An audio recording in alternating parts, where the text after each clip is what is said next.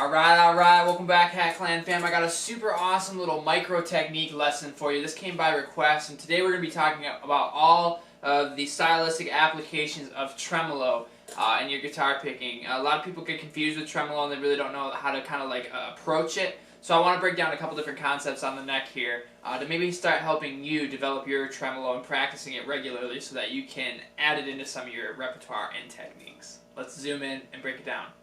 Now, the most important thing to really understand about this is it's not built on speed. It's built on consistency. So Scott Tennant, if you've ever heard of him, is this really prominent classical guitar player, and if you haven't heard of him, you should definitely check him out. He's got a lot of awesome books that he's got in publications, really finite player, and he studied with Pepe Romero. So if you don't know who Pepe Romero is, you should definitely check out him as well.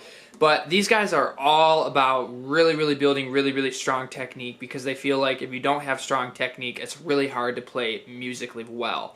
So that's one thing that I also believe too, is to my application when I'm practicing, is I have such a big regiment for technique practice, whether that's to scales, you know, different types of techniques in that regard, and right hand technique as well. So I'm always constantly working on right hand technique. The most important thing to understand, again, just to re-emphasize, is it's not about speed. It is about consistency in your tone and your timbre and your touch. So we're not worried about trying to blaze through this when we're doing tremolo. We're working on trying to make the most consistent pitches and sound when we're playing through here, and making sure that when we're playing it, that we're getting the same amount of pressure on each single string, so we don't have anything that's like, you know, overemphasizing one string, and then it's going to be really harsh. So we're always thinking about adding really nice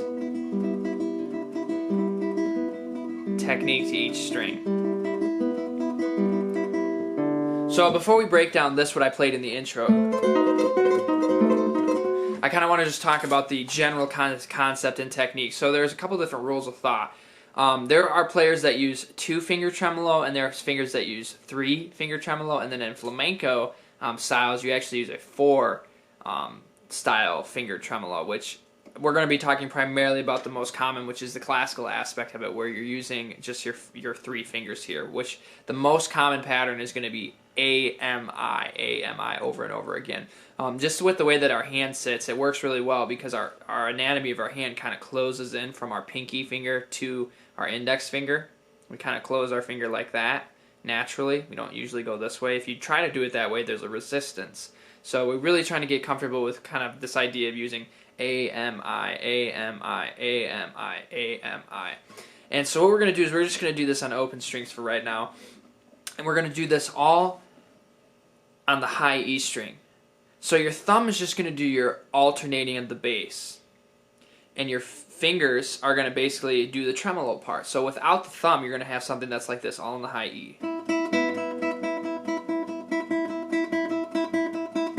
So I'm looking for consistency in tone. A-M-I, A-M-I, A-M-I. And now when we add in the bass note,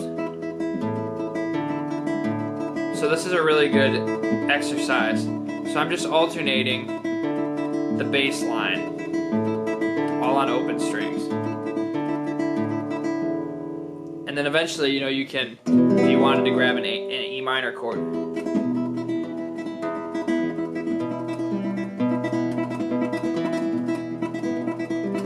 And so the one thing that you want to try to do is you want to try to eliminate that, again, the emphasis of emphasizing with more than one finger. You want to try to go with consistent tone with it. So you don't want to go,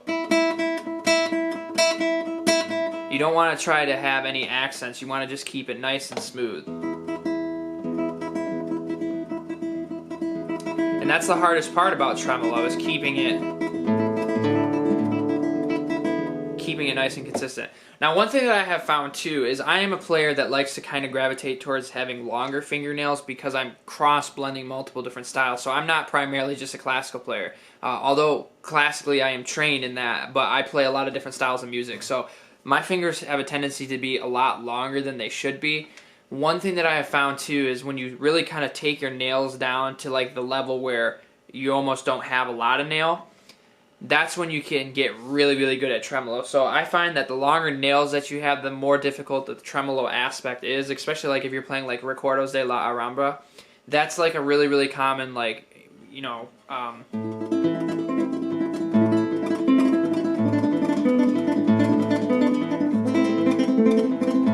So, you know, everybody kind of knows that piece, but again, if you're playing on the inner strings too, which is more difficult, so you really want to try to eliminate having such long fingernails. So try to take them down a little bit. That's going to be really, really helpful. So again, the biggest thing, consistency and tone. So this is an exercise that I do every single warm-up practice that I have, and every single day when I practice, and it's this idea of this cascading diminished chord, half diminished chord, and it's basically working my fingers and practicing my tremolo. And I'm doing it nice and slow. I'm not worried about speed. So right here, I'm up here on the 7th fret here, rooted on the D string, your minor 7 flat 5 shape. And then basically what I'm doing is I'm moving all my fingers down except for my pinky. And I'm just going to keep this shape. So it's really going to sound like this.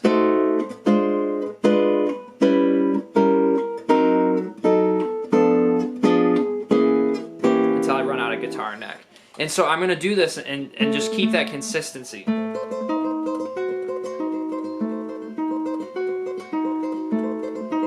Try to get clear notes. Then switch the chord.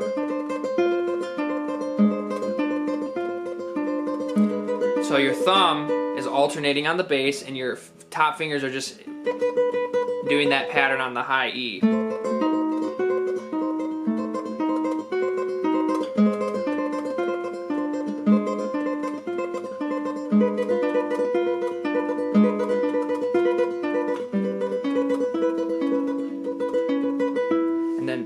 Gradually going to work this down to the entire neck. So here's it all kind of put in application. And again,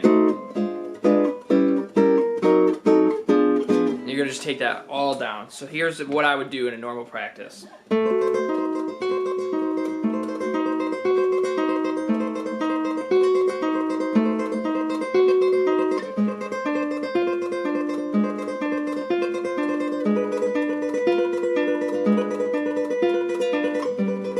Keeping it consistent. And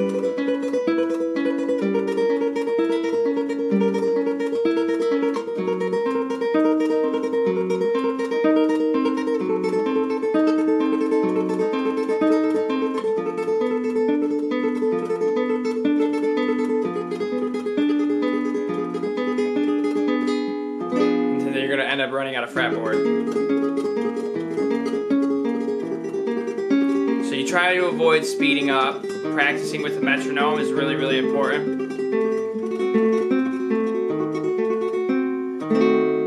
And then you're on a fretboard. So in all application, then I would gradually start to work up my speed.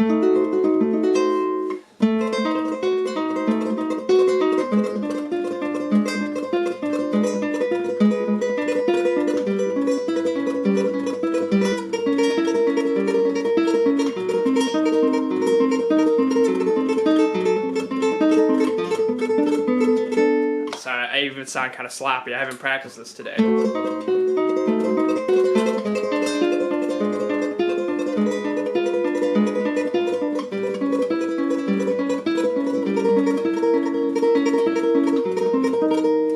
The other important thing is I'll change the camera angle here, but you want to try to avoid sloppiness in your fingers, meaning you want to try to execute the notes in the least amount of resistance as possible. So what I mean by that is you don't want to have your fingers flying too far away from the strings. You want to try to economize the motion of your fingers so that you're not moving your fingers so far away.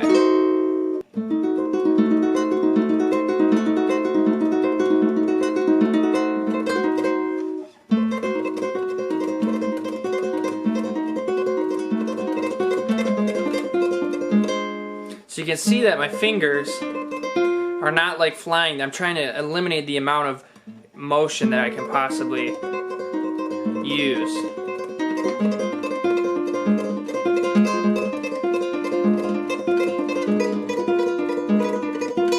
And the thing is I'm not claiming to be an expert in tremolo picking. There are years and years of practice. Some people take tons and tons of time to develop their tremolo picking, and it's not a technique that you're just going to get overnight. You just got to practice a little bit every day. And the thing is I don't use tremolo that much, to be honest. There are a couple pieces that use tremolo, like Recuerdos de Alhambra, obviously a really, really big one.